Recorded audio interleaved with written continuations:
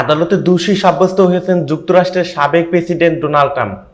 ব্যবসায়িক নথিপত্রে তথ্য গোপনের অভিযোগ করার মামলায় নিউ ইয়র্কের একটি আদালতে এই রায় দেন। মূলত ওই মামলায় আনা 34টি অভিযোগের সবগুলোতেই দোষী সাব্যস্ত হয়েছে সাবেক রিপাবলিকান এই প্রেসিডেন্ট। আদালতের এই রায়ের মধ্যে দিয়ে প্রথমবারের মতো বর্তমান বা সাবেক কোনো মার্কিন প্রেসিডেন্টের ফৌজদারি অপরাধের জন্য দোষী সাব্যস্ত হলেন। শুক্রবার এক প্রতিবেদনে এই তথ্য জানিয়েছে ব্রিটিশ সংবাদ মাধ্যম বিবিসি। প্রতিবেদনে বলা হয়েছে, ব্যবসায়িক নথিপত্রে তথ্য গোপনের অভিযোগে দোষী সাব্যস্ত হয়েছে যুক্তরাষ্ট্রের সাবেক প্রেসিডেন্ট ডোনাল্ড ট্রাম্প। আগামী 11 জুলাই এই মামলায় ট্রাম্পের সাজা ঘোষণা করা হবে। সাজায় সাবেক এই কট্টরপন্থী প্রেসিডেন্টের কারাদণ্ড হতে পারে, তবে আইন বিশেষজ্ঞরা বলছেন তাকে জরিমানা করার সম্ভাবনাই বেশি।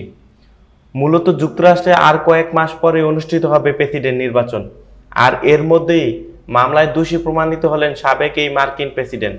ট্রাম্পের বিরুদ্ধে যে 34টি ধারায় অভিযোগ দায়ের হয়েছিল তার প্রতিটিতেই তাকে দোষী সাব্যস্ত করেছে আদালত।